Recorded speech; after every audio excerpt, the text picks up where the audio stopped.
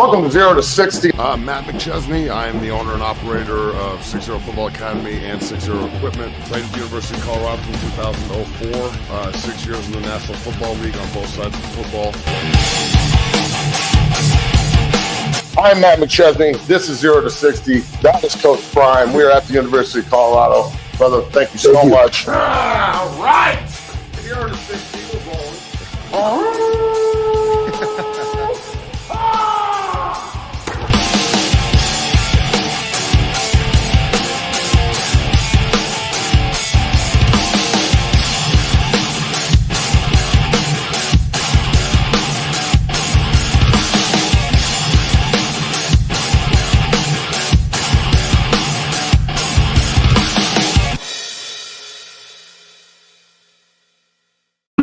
Welcome to 0 to 60. Good morning to everybody out there. Happy Friday.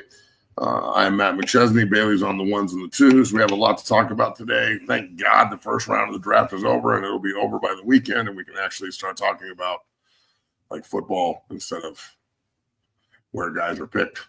So yeah, I'm excited about that. The Nuggets are killing me. I can't believe we're about to lose to the fucking Clippers. They got absolutely fucking boat raced the other night. So yeah, things in Denver are okay, I guess. Bailey, let's pay some bills and get this shit over with. Let's pay some bills. It's going to be a great show here on this fine Friday. If you're watching, hit that like button, subscribe. The show is brought to you by Melon, M-E-L-I-N. They give you the best hats, the most durable hats, built to last 5 times longer than any other hat. They're built for water. They don't lose shape if you take them in the water, and they also float if you drop them in the water. The most comfortable fit, you can feel the difference in the materials they use. They offer small, classic, or XL to fit every size head. So if you're looking for a durable, good-looking hat, look no further. Go to melon.com. That's melin.com and put it to the test yourself. This show is also brought to you by BetOnline. BetOnline is the world's most trusted betting platform, your number one source for betting. Whether you're a seasoned fan or first-time bettor, BetOnline is your ultimate game day companion. BetOnline has you covered with stats, odds, and more for every game, every play, and every win. BetOnline, the game starts here and we roll. Matt, I just can't help but laugh, man. We got a lot to talk about here on this fine Friday.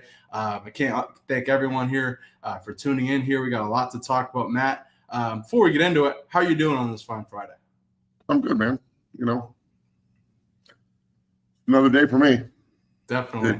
It's how much onus I put into the draft. Oh, I'm not saying it's a total waste of time, but I'm saying it's a waste of a weekend. So I understand that it's a big media push and everybody loves going to the draft and getting fucking drunk, and that's cool. That's awesome. But being an undrafted guy, I find myself a lot of the time sitting back and laughing my balls off at how much onus is put into literally just think about this. And I'm not saying this just because Shedeur fell out of the first round. We'll talk about that in a minute. Congratulations to Travis, highest drafted CU player ever and deserving. Incredible. That alone is, if it was just him in the first round, this would be a monumental success and a huge party. But it turned into sour grapes because Shedeur didn't get drafted. I just want everybody to understand something, okay? Go back and look at the 2013 first round. There's not one guy in the first round that I would say was an elite player. Not one. Eric Fisher maybe, and he played 8 or 9 years and was the first pick and was a very average first pick, okay? I just, as an undrafted guy, this league is built on the ability to overcome other people's misevaluation. And we're going to talk about that a lot today. I'm not saying people are wrong when they're sitting there and nitpicking Shedeur's game. And I'm not saying they're right, bro. But they're the ones that make the calls. And they're the ones that make these picks and these trades. So I'm kind of dumbfounded on how you can project 75 guys to go in the first round when there's only 32 slots. Exactly, Matt. When you look around mock drafts, look what the Broncos did. Broncos picked a safety corner that literally not one fucking person nope. in the entire world that said that Denver was going to draft that kid. Not one fucking guy. And I'm no draft analyst because you guys know how I feel about this shit. I really don't put a lot of onus into it. You pick who you pick, and we'll go to camp and see if you can play. But if they draft him and everybody in Denver loses their fucking minds because their pick, this guy sucks because my pick didn't get hit. You won the Thorpe. And he's a fucking stud, dog. This kid is a monster. So, and you put him next to Surtain, like we were talking about. That was a great pick. Yeah, we were talking about Travis Hunter maybe going, like what if the Broncos traded up, and it would be hypothetical, obviously, because it's too far to move.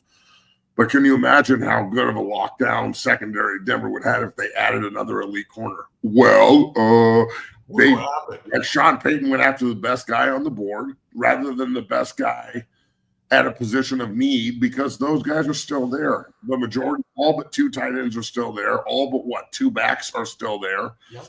There's a bunch of quarterbacks still there. I mean, yesterday I didn't watch any of the first round. I'm not going to lie. There's a list. I told everybody this. There's a list that comes out. Therefore, I don't need to sit there and stare at the fucking TV.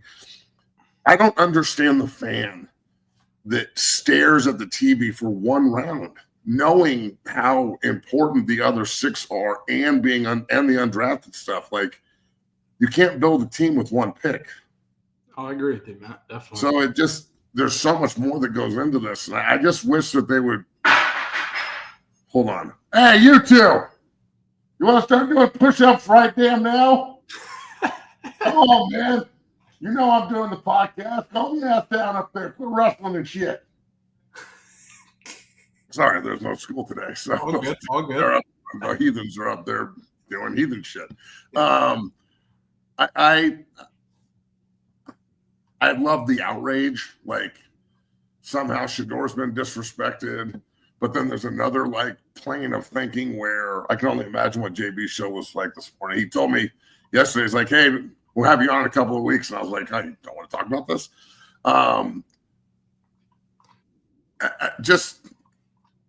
Do you want to be right in your guess?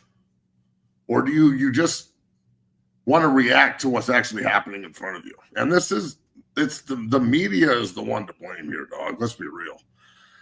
I mean, they push this fucking narrative like it's unreal, bro. They select, and I know this for a fact, and I'm sure other people are learning it, but they figure out which ones they want to select, and they're like, oh, this guy's special, but this guy, I don't know.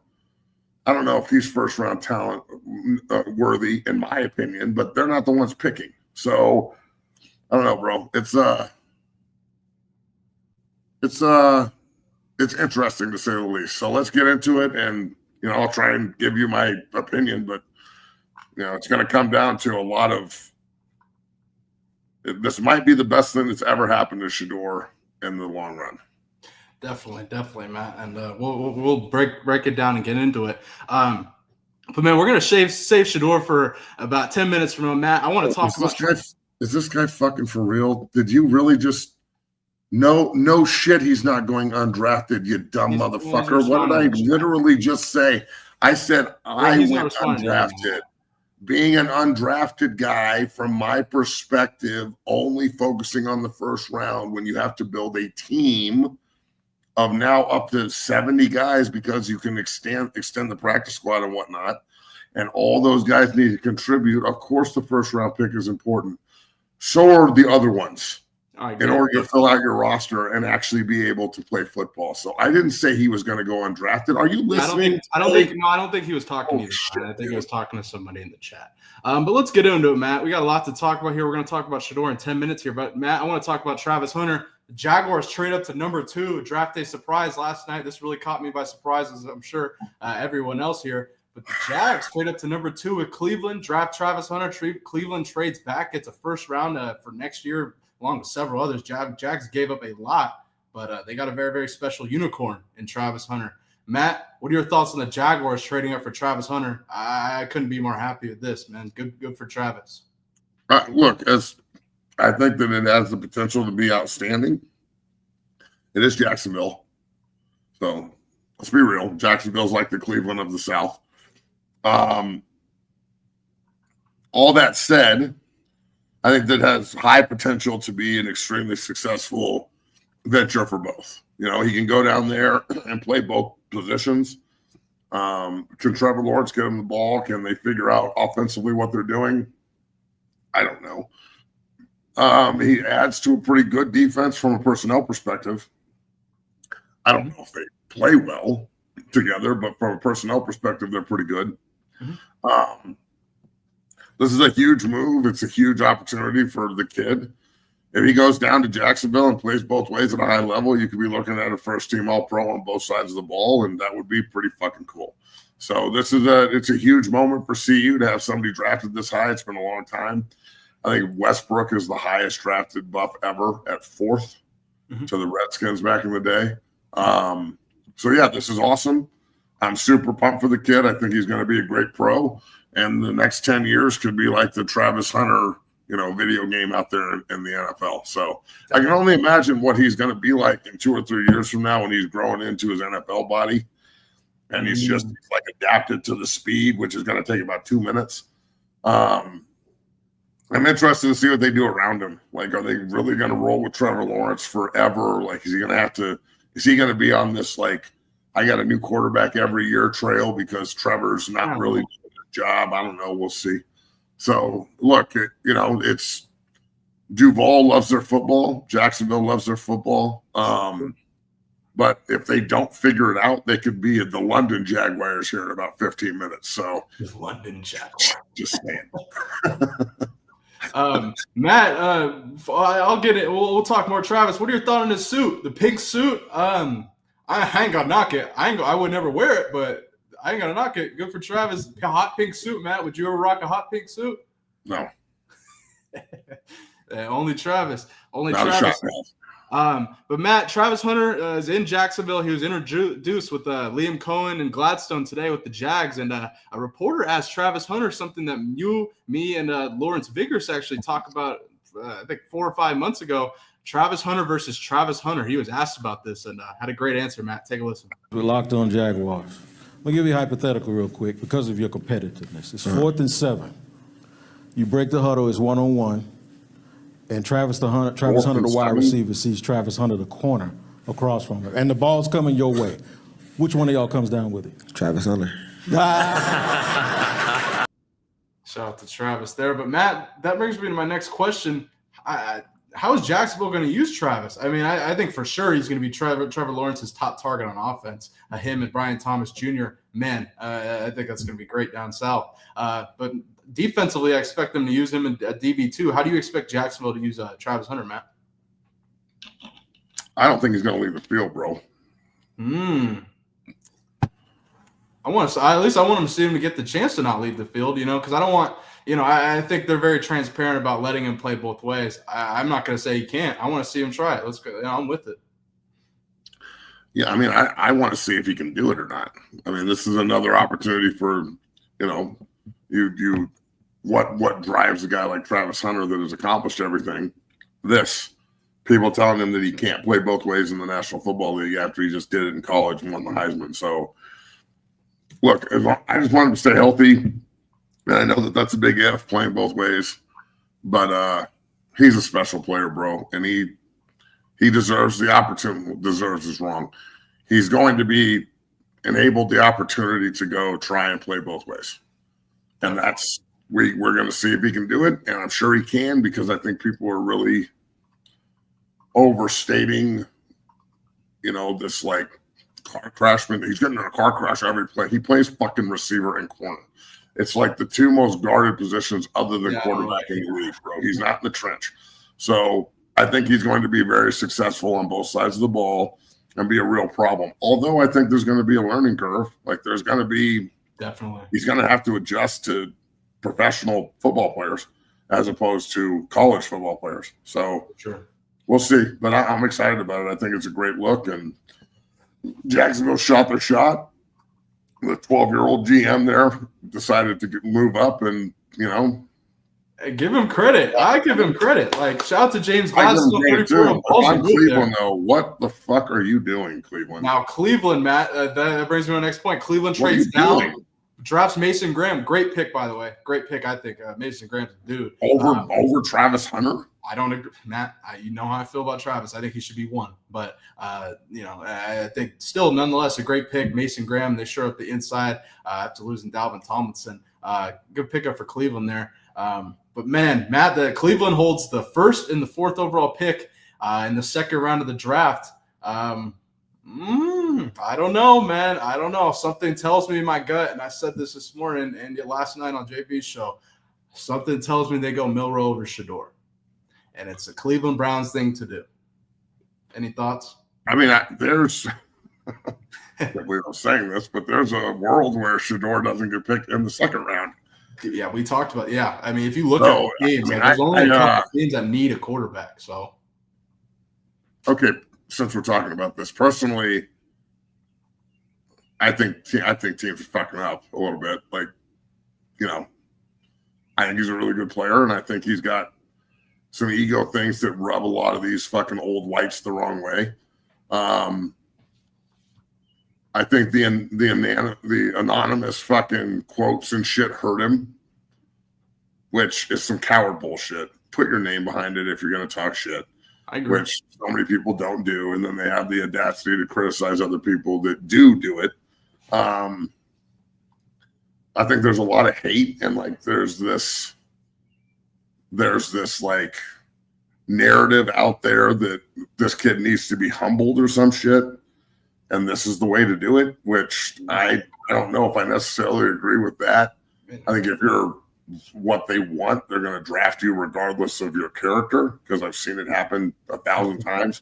And he's a quality young man. He doesn't get in trouble. He just does things a little bit differently. So the pimping out your house and having everybody there and a casino night and rap songs and all that shit.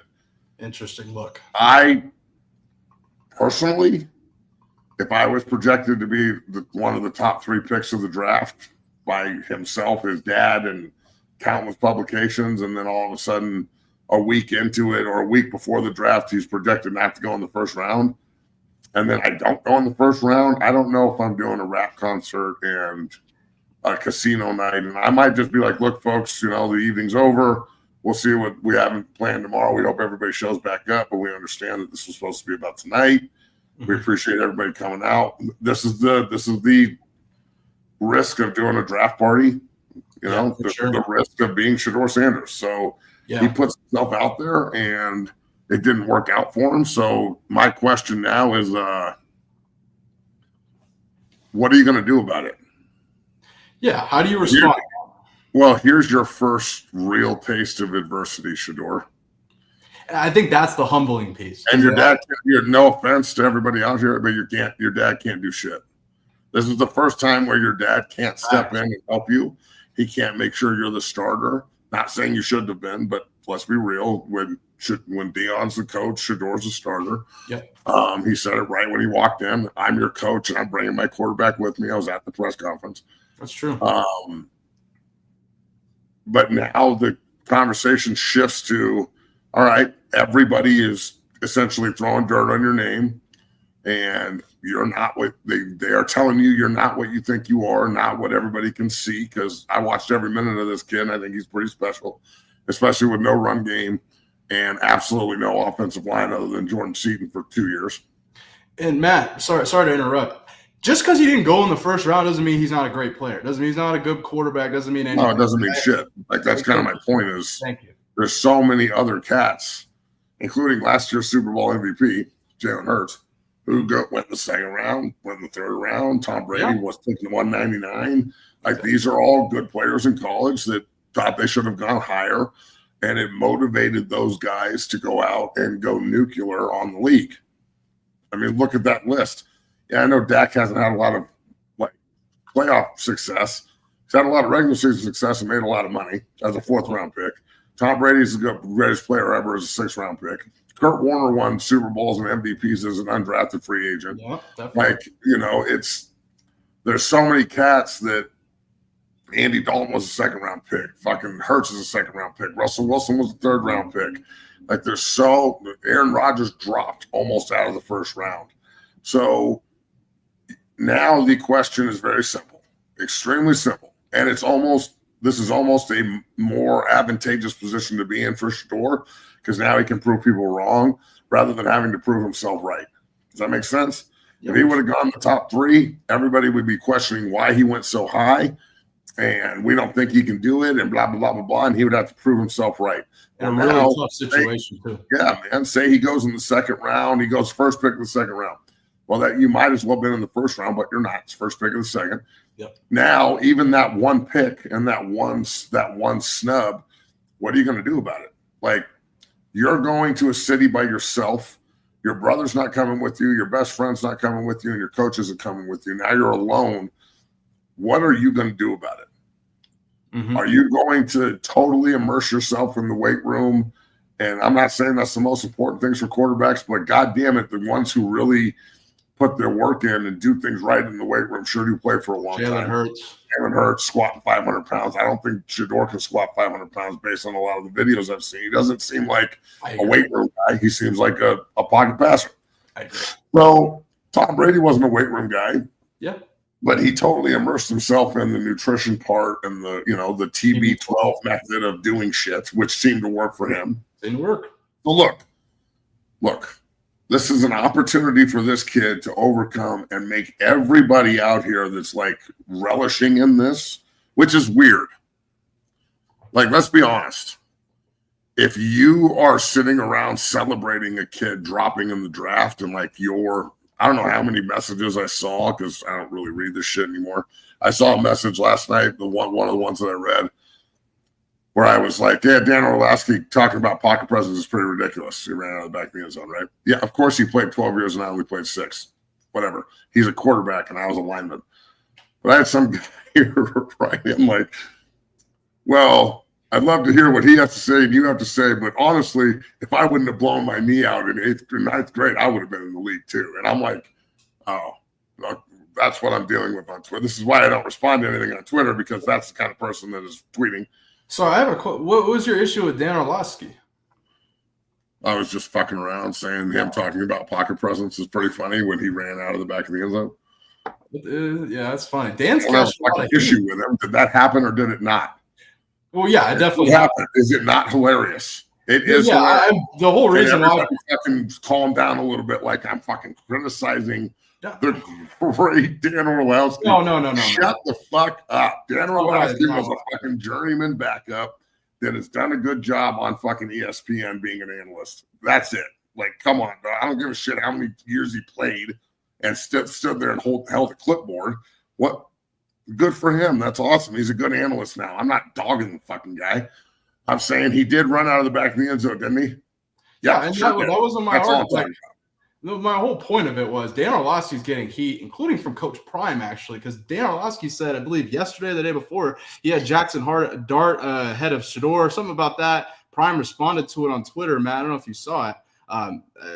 He said, Dan Orlovsky said, if Shedeur doesn't go early tonight, plays like this or these, I'm guessing this, I believe will be the reason why and what he will have to work on. And he's got – look, I'm going to just be fucking as real as we can be here.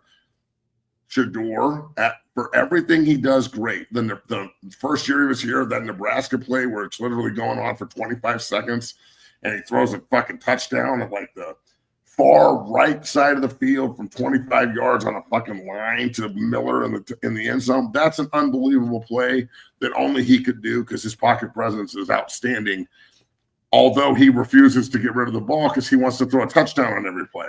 Yeah. But then again, that is also going to go negative for you. How many times this year alone, not including the first year, because the first year is kind of like, he did a really good job. Let's see what they can do when they actually have players. And this year they went 9-4.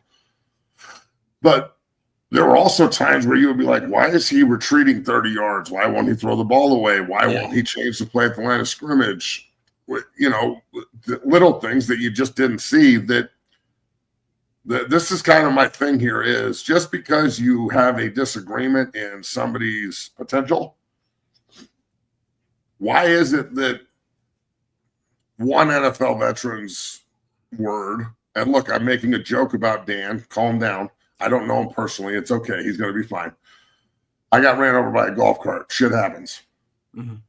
Like, you're looking at one guy and going, his opinion doesn't mean shit. And this is coming from Coach Prime. Like, Coach, why are you getting so angry at people that are simply just giving their opinion when they also have the same pension and like they're in the same union and they're not you, of course. Like, just because, let me ask this question. Who is Coach Prime?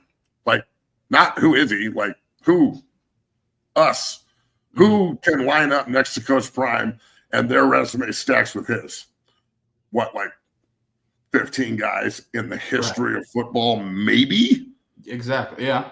And no one that has ever played corner can stack up to him. Like, you might be able to stack stats, but you can't stack like greatness. So everybody's not going to be as good as Coach Prime. Everybody's not going to be as good as Travis Hunter. Shedeur's going through it right now. He's going to have to really figure out if he likes football or if he needs football. Does he just like it because he's good at it? Or does he need it and now he's being spited? And this is something that's going to drive him to go be great.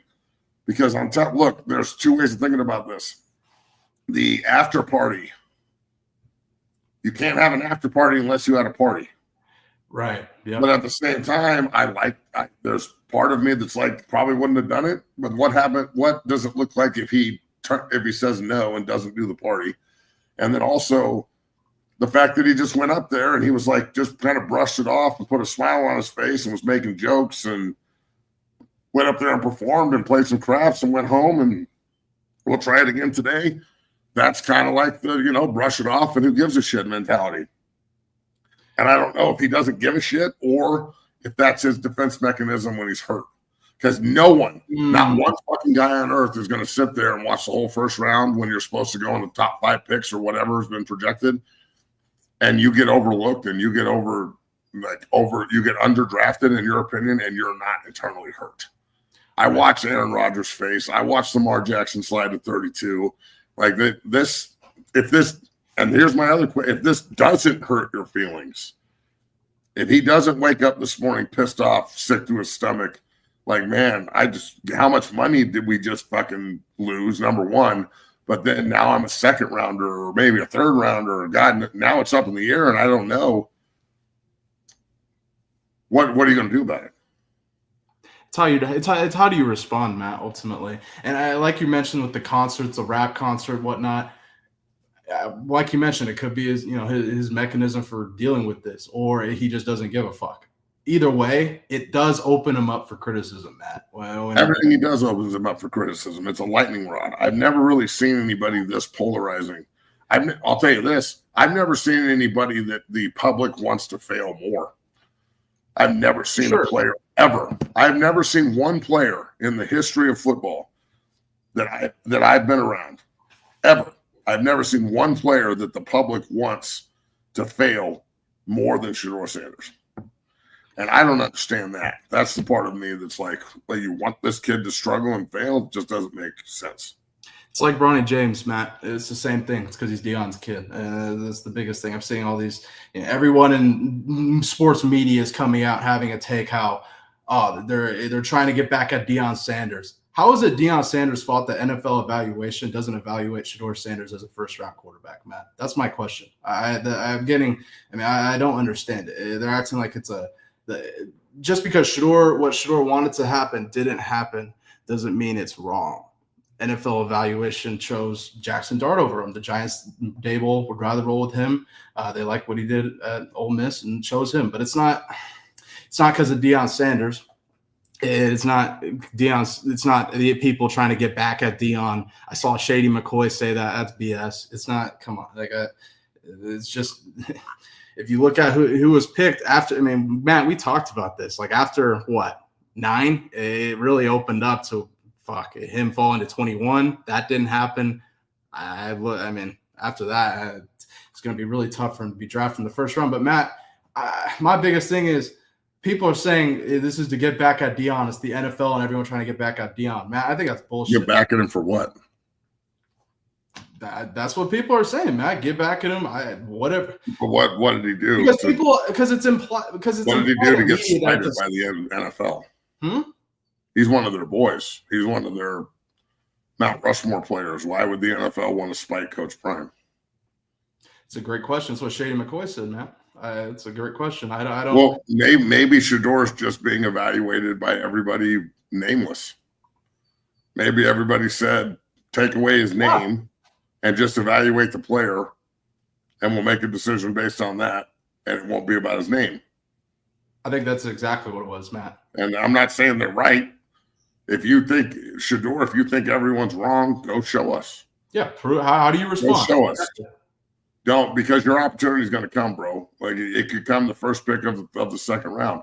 It could come the first pick of the third round. Like, you have to understand how many people would be fucking super jacked to be picked in the second or third round. It would be life-changing for them, but it's like it's a negative for him. It's because he was projected to go top 5. And I'm to blame for this. I thought he would be a top 5 pick. I don't know how he can't. I don't know how he slid this far, especially with teams who need quarterbacks. You know, the Giants. This is my thing with the Giants. You go out and sign Jameis and Russ, and then draft a quarterback at 25. So, does that mean that Russ or Jameis starts, the other guy gets cut, and Dart's the backup? Or is Dart, like, why would you have all 3 of those guys in the room? It's almost why I don't want Shedeur to go to Cleveland. There's not enough reps for him to develop and really push. They have Flacco and Watson and Kenny Pickett and all He ain't these gonna other get guys. coached in Cleveland, Matt. You know that damn well. Like, he ain't gonna be able to get coached. That was my biggest issue with him going to Pittsburgh. I think he needs to go somewhere where, you know, it's not with his dad. He'll actually get developed and coached. Pittsburgh has had trouble developing the quarterback for a long time, Matt. We haven't seen none since Roethlisberger. Well, when's the last time they had a good quarterback? Roethlisberger? Yeah, Yes. but I mean, That's true. but I'm just saying. You can't develop a quarterback that you can't develop. But I'm saying, Matt, I would Some want guys that top their ceiling when they get there, bro, and they're just backups, and that's cool. But I'm saying, have they developed any quarterbacks since Ben Roethlisberger? No. Again, you can't develop quarterbacks that can't develop in the scheme that you're trying to do. Mason Rudolph can't run what they're trying to run. Justin Fields can't run what they're trying to run. Kenny Pickett couldn't run what they were trying to run. I don't know if Shedeur can. I don't know if that's where he's going. We'll see. I don't agree with you. I think they could have, if they wanted to develop Justin Fields into their system, they could have. But I just think that, you know, Tomlin's had a problem. And why is he on his third team? Why is he on his third team? They wanted him out of Chicago. Thought Caleb Williams was better than Justin Fields. They got rid of him for Chico Stick and string cheese. He goes to Pittsburgh. They have Russ in front of him. It's situation, Matt. But at the same time, are you going to sit here and tell me that Pittsburgh develops quarterbacks? Like I talked about this. They developed Ben Roethlisberger for 14 years, and he did a pretty good Since job. Ben Roethlisberger, who have they developed? Nobody. Cool. They drafted Kenny Pickett, couldn't develop him. He turned into a bust. They had Mason Rudolph. Well, okay, this is just what about like the history of the Steelers and all the good quarterbacks that were there before Roethlisberger? You're looking at it from a 2010 perspective on only. The same people ain't there. Tomlin wasn't there. Why would I look at 1990? You said Pittsburgh Steelers. You didn't say Mike Tomlin. No sense. You didn't say Tomlin. You said Steelers. Yeah, but I'm talking. I just said since Roethlisberger, who have they developed, Matt? Who have they developed? No one. And I'm saying you That's my can't point. develop quarterbacks that you can't develop. Mason Rudolph's at his ceiling when he gets to the NFL. You can just ride what he is. That's why he's backup. Justin Fields. My whole point of this was, Matt, that I want. Well, are you going to let me fucking finish? Well, then I'm just saying Justin Fields didn't. All right, look, you're right. Pittsburgh doesn't develop anybody. Next question. I don't know why you're throwing a fit about that question, bro. Who's throwing a fucking fit, dog? I'm just having a conversation. The way you're talking shit over the fucking internet. You're talking shit over FaceTime here. Are we doing a show, or can you move on, or you got to fucking sit here and talk shit? Matt, can you move on, or do you got to talk shit? Am I talking shit, Matt? What are you talking about? Are you going to throw a fit? You want to talk some shit? You're literally sitting here moving on from the question because you don't agree with me. I am moving on from the question because you're angry that I'm not answering it the way you want me to. I don't think you can develop guys that can't develop. Matt, where's the best place for Shedeur to go to get developed? Oh, boy. That's a good question. Because I think he needs coaching. That was my whole point of this. opportunity based, probably the Raiders. Go learn behind Geno for a year or two. And that's on the table. They're in the top 5 picks or something of the second round. Yep. I think Cleveland is interesting, but that's a stacked quarterback room. So I don't know where all the reps are going to go there unless Flacco's just holding the clipboard all camp. This is going to be tough, man. If he's lingering around the top of the second round and the Cowboys want to go in and get him, then now everything's on the table when you look at the second round. I mean, there's opportunity everywhere. Exactly. New Orleans is at pick 8 before Dallas. Hey, all you motherfuckers in the chat that think that because Bailey and I disagree and like bitch at each other a little bit, that I ain't shit, go watch somebody else's motherfucking podcast, you piece of shit. How's that sound, motherfucker? Because none of you bitch-ass motherfuckers are ever going to say anything to my face. At least he has the audacity and the fucking balls to clap back and actually give me some of it back, and I respect it. But you bitch-ass motherfuckers think, what, we're yelling at each other because your dad yelled at you this morning because you live at home still? Shut your fucking mouth. No idea what the chat said. But, Matt, New Orleans, they drafted an edge rusher. I hate doing this shit sometimes. It makes me want to fucking take another month off. I mean, god damn, dog, it's fucking ridiculous. New Orleans, Matt? Fans. You guys don't know shit. You're a fucking fan. Shut the fuck up. Buy your ticket, drink your beer, and be fucking quiet.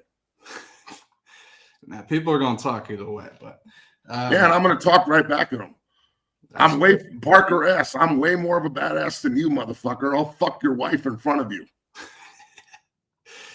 Shedeur at 8, Matt. Second round. Any possibilities there? Do you think Saints go quarterback, or do you think the Saints wait? For some reason, the Saints are not like in on this. Are they going to play Carr? Are they going to play Spencer Rattler? Because we had a Giovando, his private quarterback coach, who's really, really tight with him. Apparently, they love Rattler, and I think he had a great end of the season last year. No. New Orleans was a shit show last year. They were bad shape on defense. Yeah, they were really. Look, I think. Look, I don't know where Shedeur's going to go. I don't have a fucking clue, bro. No one knows. I mean, I didn't anticipate him falling out of the first round. No one really did until 2 days before the draft, and that report came out. So it's gotten to the point where now it's on 2. You're not going to have any red carpet rolled out for you. You're not going to be special anymore. You're just another guy now in the draft process. You're not the first round pick. You're not going to have the special things that they do for first round picks. It's not going to happen now for Shedeur. He's going to be another one of the guys. He's going to come in as a backup that needs to prove himself and improve. And if he can humble himself enough to go do that, he'll be in a great position to be successful. If he walks in thinking that like he got screwed over or something, that's probably not the right way to go about this, in my opinion. I'm not going to lie to you. I don't know if you listened to this final part. I have no problem with him feeling like disrespected. In fact, I think it'll, if anything, like you mentioned, it'll humble him, so to speak. Matt, did you have a chance to listen to this video of him, his reaction, kind of telling his draft party, so to speak, what's going on? Have you had a chance to listen? Yeah, I heard it afterwards. I thought it was very articulate and well said. Take a listen to that. We all didn't expect this, of course, but I feel like with God, anything possible, everything possible. I don't feel like this happened, for no reason. All this is, of course, fuel to the fire. And that last part he said, it is fuel to the fire. The part he said before that, just because it didn't go the way he wanted doesn't mean it's wrong. But if either way, that's what I'm saying is, why even say that part? It's not. That's fine. Thank you. It's just what happened. Yeah. Like at some point in life, things are going to go away that didn't work for you. Mm-hmm. And this, I would guess, I don't know this, but I would guess that this is like the first real slap of embarrassment and humility that he has to take. Oh, yeah. And I'm not saying that he should feel bad about it. Second round is pretty awesome. But when you're projected to go as high as he was and everybody's talking about you constantly, when they drafted Jackson Dart, They pretty much talked about Shedeur the entire time, and they were like, "Oh yeah, Dark got drafted." What's Mel Kiper up to? Mel Kiper talked for Shedeur for 10 minutes in the opening thing. He didn't talk about nobody. I don't know. But this is my thing. It's been regurgitated so much that people are like over it. I'm over it. You're over it. Everyone's like, I just want the draft to be fucking over at this point so we can figure out how we can play football and move forward and talk about like things that we can actually progress to. You know what I'm saying? Instead of all this speculation. So it's and by the way, Bailey, I'm really sorry I raised my voice at you. He's pretty tough, guys. I mean, we've been knowing each other for a while now. We're not going to like fucking call each other and have to apologize. You don't have to apologize. Come on. The entire situation is there's two ways to look at it. Number one, with Travis Hunter, go solidify the fact that you are who we think you are. There's his challenge. Yep. And with Shedeur Sanders, they told you by not drafting you that they don't think you are what you think you are and what everybody thinks you are, including me. And now you have an opportunity to go prove them wrong. Where would you rather be? Would you rather be on the prove you right side of things or the prove you wrong side of things? Like, there's a question for the comment. Matt, I think every time Shedeur gets punched in the mouth or something adverse happens, he responds. And we've been talking about this whole episode. How does Shedeur respond?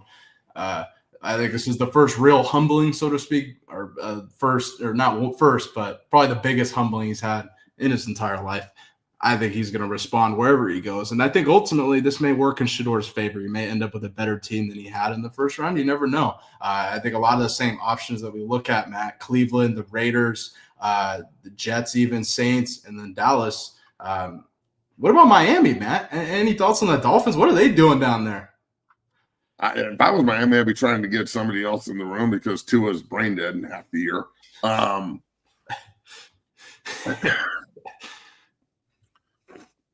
I don't know where the kid's going to go.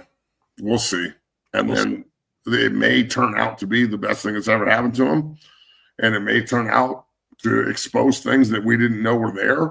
Or maybe some of the, when you knock off some of the shine, can we still work with it? And, that's a pretty big chain, bro. Like, that's the biggest fucking chain I've ever seen. How much do you think that thing weighs? Dude, how much is that shit worth, bro? That's a fucking, holy shit. I showed JB last night. Holy shit. I got like a fucking crick in my neck from sleeping wrong. I can only imagine how his neck sore. Like he's doing he woke up like neck exercises all fucking day. Look at the size of that fucking thing, dude. Oh, that thing's huge, man. You and Bailey, I would love for you to come on the show wearing a fucking necklace. Fucking like a giant block that's a huge rob me sign, in my opinion. Literally. This is go out in public and here, you see this thing around my neck? Rob me. Yeah. Like, god damn, dog. That's a big piece, Shedeur. This is damn too. Man, well, Matt, we'll see where Shedeur ends up. I'm sticking with my Cowboys prediction. I'm sticking to my guns, especially. What if Jacksonville trades back up and takes him? I thought of that in my head, but here's the one thing I don't. I think you they're all think in you on can get rid of Trevor Lawrence and just like trade Trevor and would somebody take on Trevor's monumentally awful contract that they signed him to? I don't know, Matt. I think Gladstone's been very clear that they want to build around him. But Matt, you saw UCF versus Colorado. I mean, imagine every Jacksonville game if they traded for Shedeur too. Like, fuck, with Travis there, it's going to be like that. It's going to be nuts. But I guarantee you, the first time Trevor Lawrence airmails him or something, and everyone's going to be like, "Oh well, should have drafted quarterback too. This guy's a fucking bum." Like, people go in on Trevor Lawrence, and they should. I mean, he's had every opportunity in the world to be the number one pick overall. This is kind of my point on quarterbacks, bro. How many first-round quarterbacks have been absolute total busts? So on the last 3 years, you're telling me Shedeur Sanders isn't a first-rounder, but off the top of my head, Daniel Dimes is. Shit. Kenny Pickett is. The fucking guy with the Colts, IR5, he's what did he go, third? That guy was terrible. He's fucking terrible, bro. He couldn't hit the side of a barn with the ball. He's awful. And he was terrible coming out of college. He won 6 games his sophomore year, and they were like, third pick. 50%. And that's 3 guys. How many other fucking guys have got in the first round where you're just like, what the fuck, man? this is the best. They're trying to tell me next year's draft class with Drew Aller at the top is better than this year's? I don't agree with that shit either. It depends who comes out. I got a lot of quarterbacks I like, but are we going to say you're Carson Will Wentz? Levis horrible, but he went in the second round. That's it. That's all I see right now. Like, it's remember they took Trubisky over Mahomes? Yes. Like Trubisky went second overall, and everyone was like, he took him to the playoffs, and they like lost on a field goal or something to the Eagles, and everyone was like, oh, Trubisky is going to take him to the promised land. 2 years later, gone, back up. Man, I hope Shedeur looks at himself in the mirror and goes, you know what? Maybe it's, and I know this is going to piss everybody off because we're in such a diversified world where you have to do everything. You can't just do one thing well. I hope he looks himself in the mirror and goes, for the next, until I'm a starter and a bona fide starter in this league again, for the first time, I'm going to just be a football player. Because you know what you can't do if you're the backup? You can't have a film crew following you around. You can't be making music videos. giant. Not in the NFL. Not in the NFL. I don't care what any of you said or say. You do that. You walk in there and you're not the fucking big dog holding all the coins, and you try and act like you're the big dog holding all the coins, and you thought the rhetoric was bad around, he's playing daddy ball in Boulder. Just wait until he gets to the NFL. People will be piling on Shedeur as fast as they can because he's not. They're going to say he's not all about football. And I know this because I was in that league for a long time, bro. And guys who every time someone was like, oh, this offseason, I'm not going to be involved with the OTA program because I've got this shit I got to do at home. And they're like, well, I guess he's not about football. Matt, remember how much heat Caleb Williams got last year for, the way the Bears locker room situation just imagine, my true colors are showing. What true colors are those? Did you not just hear me say everything I just said?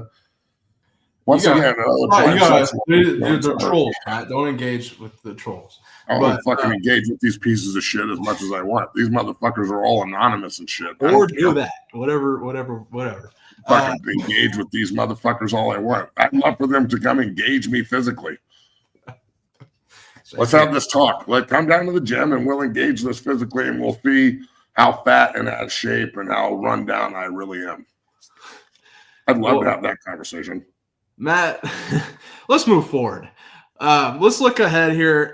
So best available left in the draft. You got Will Johnson, who I was shocked wasn't taken, but he does have a knee injury that is bringing down his draft stock a little bit. But I think ultimately the team ends up will ultimately use him. And I don't think that knee injury will be a concern at all.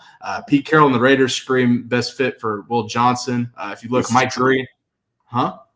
Oh, nothing. This guy says we should smoke a J together and we would get along. You are correct. We should smoke a J together and we would get along. Definitely.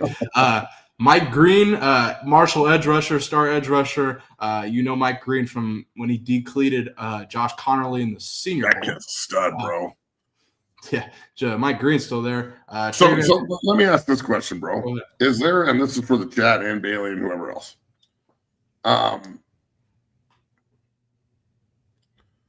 I think there's a really,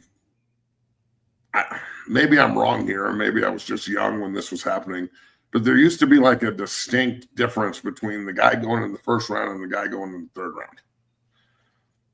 And it just doesn't seem like that anymore, bro.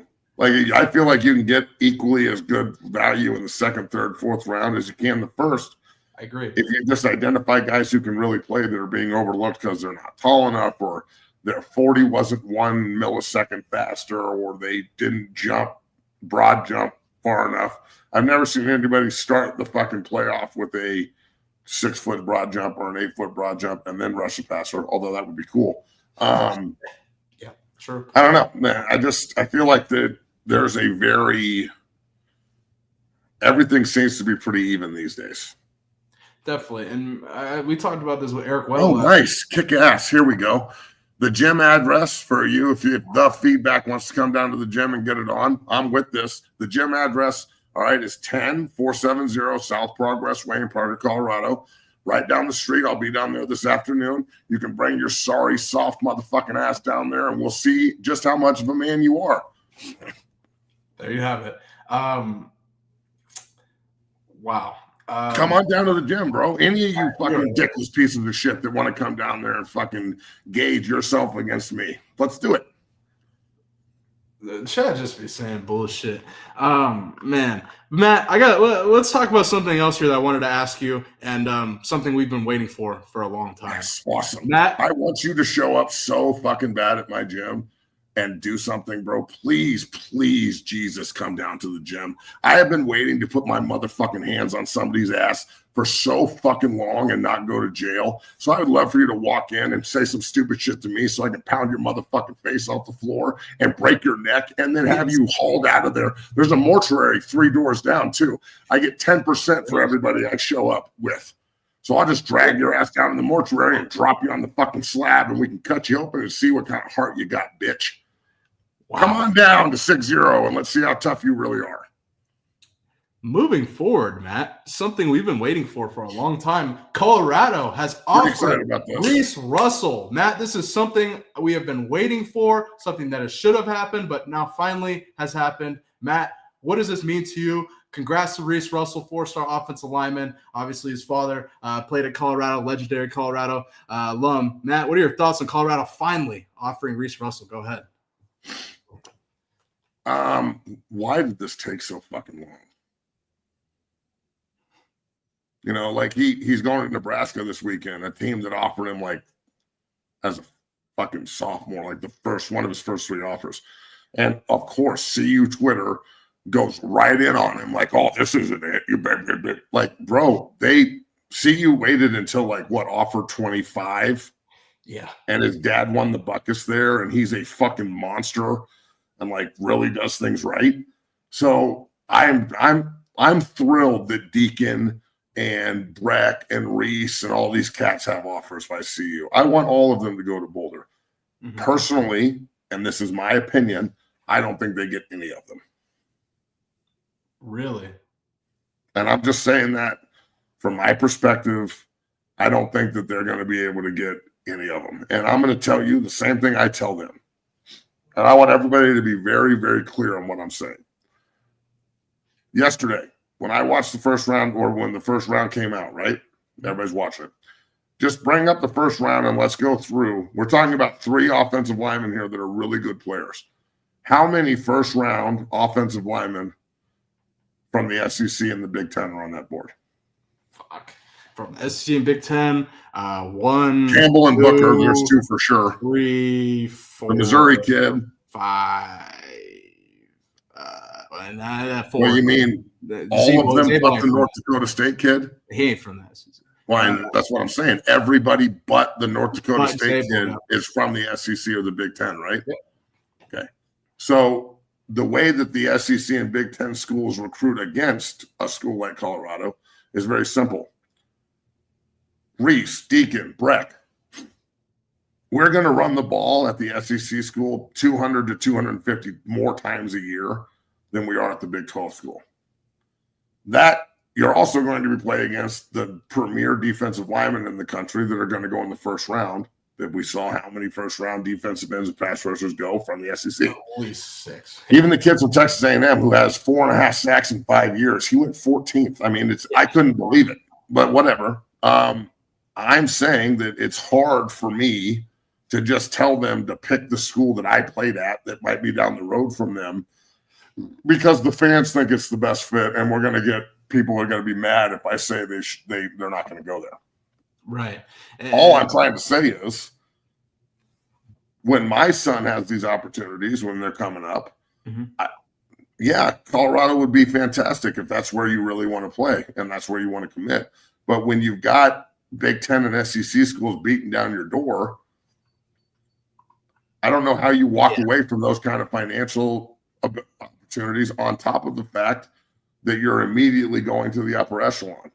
And with the transfer portal now, not to say that this is an option, but it is, you can go to Georgia And if it doesn't work out, you're going to be able to transfer from Georgia real fast anywhere you want to go. Yeah, definitely. You know what I'm saying? So there's a lot of different avenues here. And I personally think that Colorado just thinking they can like offer guys whenever they want in Denver or in Colorado. And it's not, the kids were just kind of, if the kids in Colorado want to come to Boulder, cool. And if they don't, cool. I personally think you should be making a lot of these guys priority because they are from here and they do have a lot of love and respect for it, rather than just looking at it like it's a secondary, it's like an offer because they're good players in Colorado. CU has to offer them. Right. You know what I'm saying? And I love the fact that Coach Gerard stepped in and got this done. This is a conversation that him and I have had multiple times. We were talking about it this morning. Mm-hmm. I love to see them offering Reese. I just have a feeling that it's too late, bro. Period. And Matt, and I hate to say that, but they can make this. CU can determine how this goes. Like, recruit the shit out of these three and see what you can see. And if it works, then cool. You get three great players to come in and play for you. If it doesn't work, well, we got to move on and find something that does. So, you know, it's about the kids finding the best opportunity for them. This is an unbelievable opportunity for Reese, and I'm glad that they finally did it. And he gets that notch in his belt, being as his dad.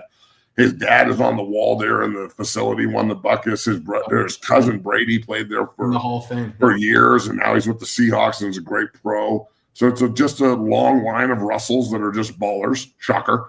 So, I mean, we'll see. We'll see what happens. Definitely. And Matt, as an offensive lineman yourself, I can tell you this from at least my own perspective. Offensive linemen love run blocking. Please come to the gym. Please, Jesus, come. I'm not going to say that's the main reason, but also that, like you mentioned, that translation to the NFL. We just mentioned how many Big Ten and SEC offensive linemen got drafted there. But how do I say this? How does CU change that narrative, Matt? How does CU change the narrative that they don't run the ball, get offensive linemen ballers like this, and change that narrative? Run the fucking ball? Yeah. What do you mean? Yeah. It's real easy, dog. Like, just run the ball. Just make a decision. Whether it's Salter, who you're going to have to run the ball with because he's really good RPO and does a great job throwing the ball off of it, or it's the rookie with Juju, you're going to have to support him through the run game a little bit too, unless he's just walking out there just slanging the fucking rock. So here, the answer is simple. Just run the ball. Just make a point that just because you get 2 yards or maybe 3 yards on a couple of runs to start the game, we don't sit back and go, okay, we can't do this. Let's just start throwing the ball all over the yard. You have that opportunity. Look, they've got great skill players, okay? And I'm going to reiterate this. I think that Shedeur would have been a top 10 pick, top 5 pick, if they would have instituted more professional concepts, had him under center more, ran the ball more, okay? Miami ran the shit out of the ball. Cam Ward also threw the fuck out of the ball. They had a great offense. They ran the fuck out of the ball. Mario Cristobal runs the rock. Martinez, yep. And it just opens up things for Cam Ward to have easy throws. Rather than every throw for Shedeur being a fucking Hail Mary throw or like having to, conquer the Rockies every time he goes on a fucking to play a game. He's got to go scale the Rockies and play a game. Like, how about we move the pocket and run bootleg and sprint out and have a fullback on the field and multiple tight ends and run gang scissor and play action off of it and put him under center and like manipulate or dictate to the defense rather than just reacting to what the defense is doing with a good player and good receivers. Can you imagine how open those lanes would have been for the receivers that were wide open anyway if we could have ran the football? And I understand that he threw the ball over the yard and what else do you want him to do? I would sacrifice 1,000 yards passing for 1,500 yards rushing and 2 more wins and him under center and them saying, oh, look, he translates to the pro game. Bingo. Because no one looks at stats in college football, and that dictates whether or not they're going to draft you. This is not true. Stats don't get you drafted. Stats don't mean shit. They don't care. So I'm just saying, I think that it could have instead of Colorado and everybody just relying on Shedeur's outstanding playmaking ability and pocket presence to a point and everything he does well to kind of like save everyone, right? Rather than doing that, why don't we try and save him by just maximizing the things he does right so he doesn't have to be Superman every weekend? Because eventually you can't do it. Look at the teams that just didn't allow Shedeur to be Superman. They played shell coverage. They shut down anything other than him throwing the football. Mm-hmm. We ran away from it and didn't want to do anything but him throwing the football, and it just manipulated and compounded into bad outings. Mm-hmm. So, I don't know of any professional team that's going to go throw the rock every play from the shotgun ever and has been successful. And I don't know any that's ever done it. Most teams are run base, play action, control time of possession, and take some of the onus to be great off the quarterback all the time. So, we'll see. Definitely, Matt, and well said, and I agree with you. That's why that was my whole point earlier, why I think he needs to go somewhere where he can be coached up, potentially. Hold on a second. Motherfucker, are you threatening my life on this show? Can we just now, you're doing it from an anonymous account, and I live in Parker. Dog, we can go back and forth and make this fun, but you really want to fuck around like this and start acting like you're going to put me – I will fucking murder you and your whole family, bitch. You don't get to come at me like this, motherfucker. Matt, these are just people. Get rid of this motherfucker. I don't ever want to see this bitch-ass motherfucker on the feet again. Get him out of here. You're going to come at me like you're going to put me in the ground? Good luck, bitch. Good luck to all you motherfuckers that think I'm just some beat-down fucking old guy. Here, let's go. You want to come at me and fucking say you're going to put me in the ground over a fucking football opinion, you punk-ass motherfucker? I really hope you show up. Well, it's gone now, Matt. Yes, bitch-ass motherfuckers. Let's look around some topics. Everybody's a fucking Twitter tough guy. Now tough guy. That part is true. Everybody tough on the internet, but never tough in person. Matt, the Colts drafted Tyler Warren, 14th overall pick. I don't know who the hell their quarterback's going to get. Guess Daniel Jones. I'm actually not. I'm not out on Daniel Jones yet. I think they could figure it out with him. But I think great pickup for the Colts here. Tyler Warren goes in that tight end room with Mo Ali Cox. Matt, what are your thoughts? Hell of a player. I don't know who's going to play fucking quarterback for you. I don't know who's going to get you the ball, dog. But he is one hell of a player. It's going to suck when people start calling him a bust because nobody's there to get him the ball and he doesn't play quarterback. So. And Brock Bowers did it. Shit, I'm not going to put it past him. Brock Bowers figured it out last season with no quarterback. And, man, I think he had a hell of a year. Brock Bowers? Yeah, for the Raiders. Yeah, that's true. That's true. But that's true. He did have a hell of a year. But, again, trying to find a quarterback to put with all these skill players, and you might actually have something in Indy. Yeah, I think their quarterback one is Daniel Jones, and they're going to have a quarterback competition with him and AR5, and whoever wins, whoever comes out on top is QB1. Jesus Lord! Shout out to Jim Irsay. Ooh, I like this. Hey, this one right here, bro. Let's make this happen. Yeah. Harry's own. Terrence Ferguson. That's a bad man right there. I was shocked you guys didn't draft O'Marion Hampton. That was somebody I really thought you guys could use. Yeah, but they can get another back that's of equal, like second or third round. This is what I'm saying. A lot of these guys on the boards are just slotted dead even.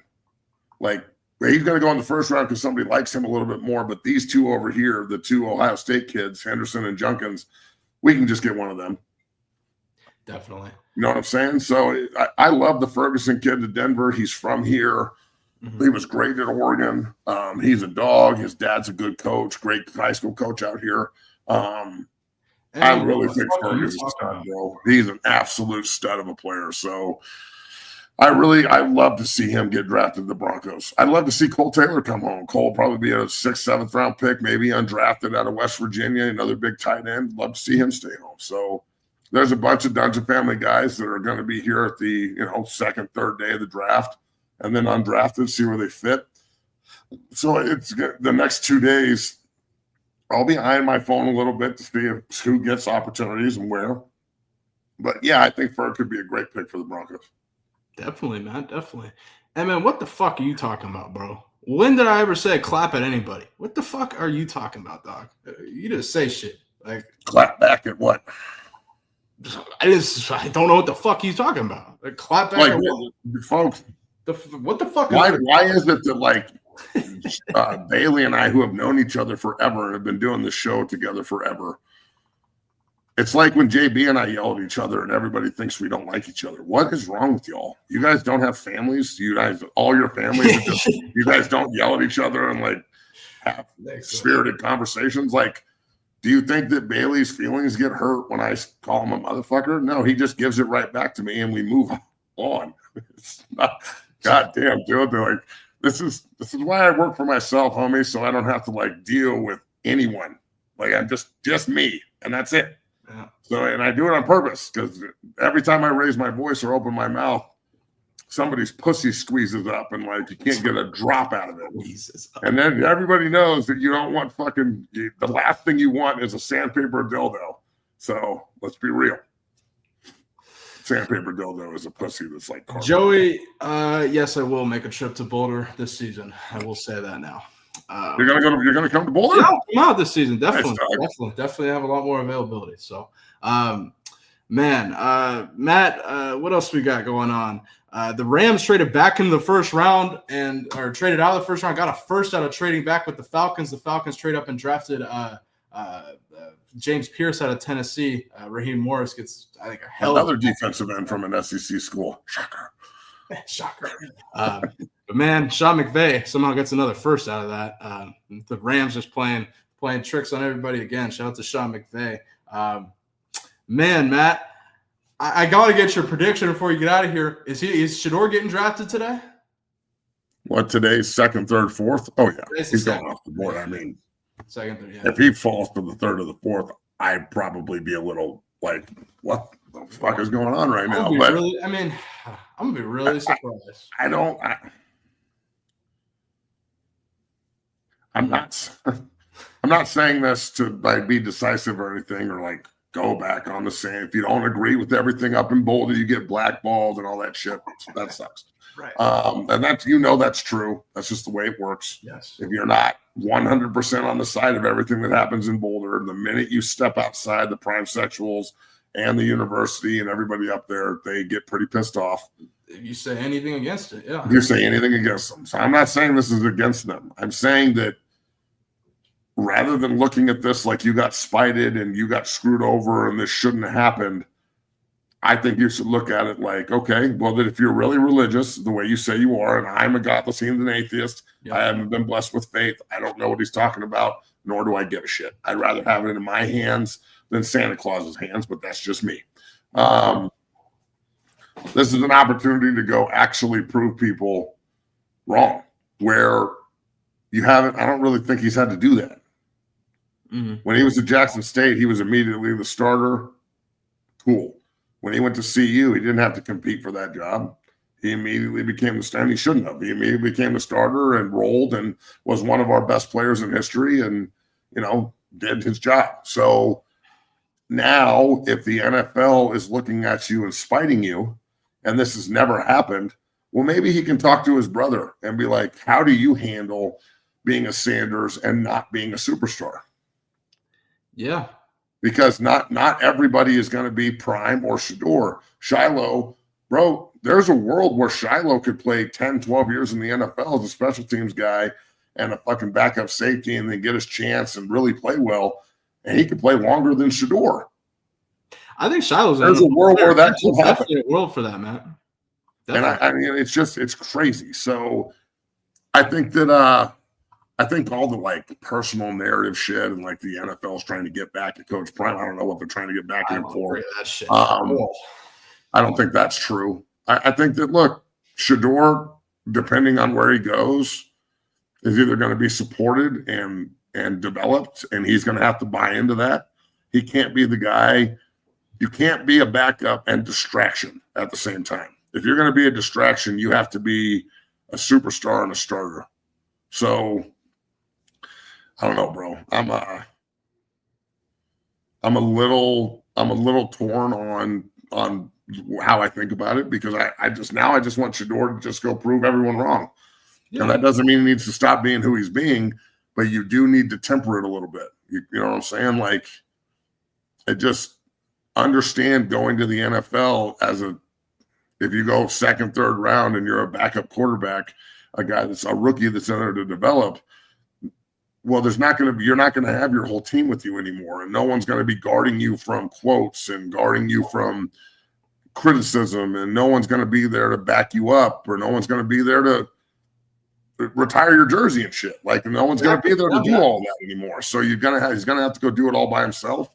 And that we're going to see exactly the foundation that Coach Prime built, which I think Shedeur is going to take off and be a really good pro and go play for 10, 12 years and make people look stupid. That's how I would approach it if I were him. And that's what I think he's going to do. I think he's going to be a great pro still, and I think he'll be a really good pickup for whoever gets him. And maybe this is the best thing that's ever happened. Maybe it's the best thing that's ever happened to you, bro. I mean, I just watched the Super Bowl MVP, who was a second-round draft pick, who could have been a first-rounder, also could have been a fourth-rounder. And the Eagles took a chance on him. He sat for a year. He learned. And then all of a sudden, he got the job. The Eagles knew what they had, and he's been to 2 Super Bowls in 3 years, and now he's an MVP. And no one's worried about Jalen Hurts going in the second round. In fact, they think it was a good deal because they got him cheap, and they didn't have to give up all this draft capital, and they can go, draft D lineman. So exactly. Oh man. Before we get out of here, Matt, I want to end it on a good note here.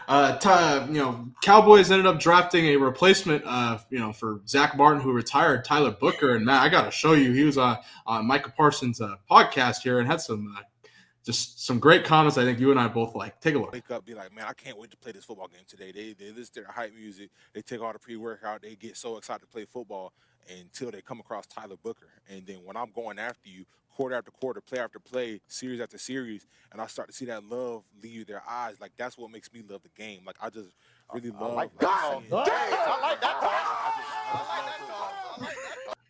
I'm not gonna get into it, but Matt, Tyler Booker, I think the best guard off the board. Cowboys drafted him at 12.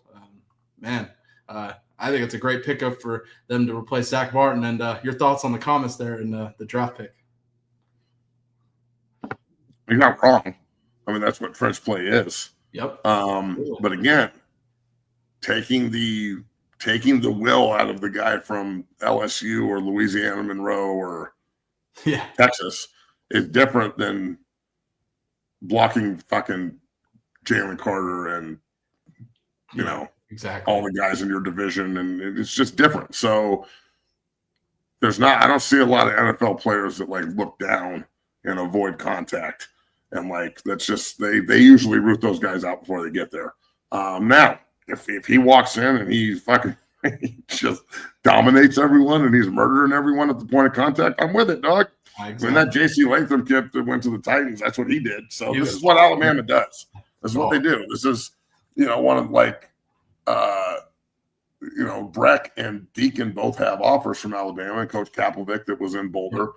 And Juice Squad and everything down there. And I just look at them and I'm like, you see what Alabama does offensive line-wise every year, right? Like you're getting recruited by them in Georgia and Texas and shit. You got to really look at that because you walk in there and play well, you're going in the first round, dog.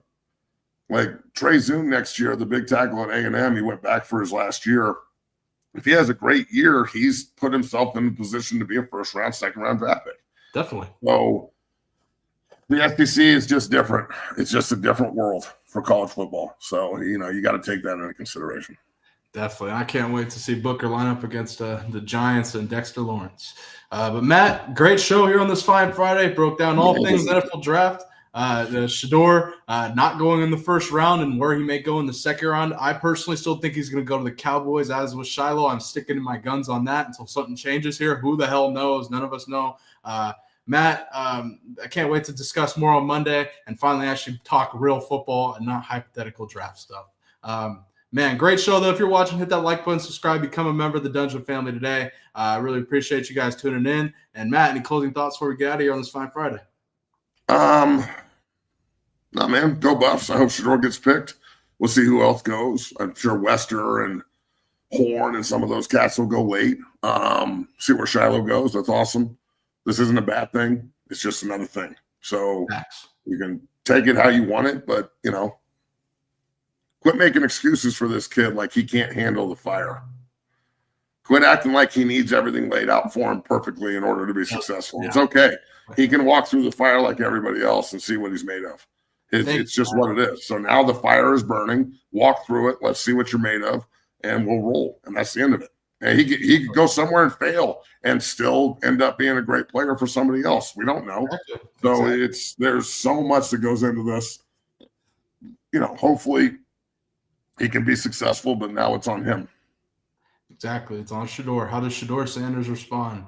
Well, Matt, we'll discuss it on Monday. We'll see where Shedeur ends up. That'll be the main topic of conversation on Monday, as well as Colorado Buffaloes football news and recruiting news. But, man, this has been a great show on this fine Friday. Hit that like button, subscribe, become a member if you're watching. We'll be back on Monday. We appreciate you all tuning in. You can enjoy the weekend, enjoy the NFL draft weekend. We appreciate you watching. Peace.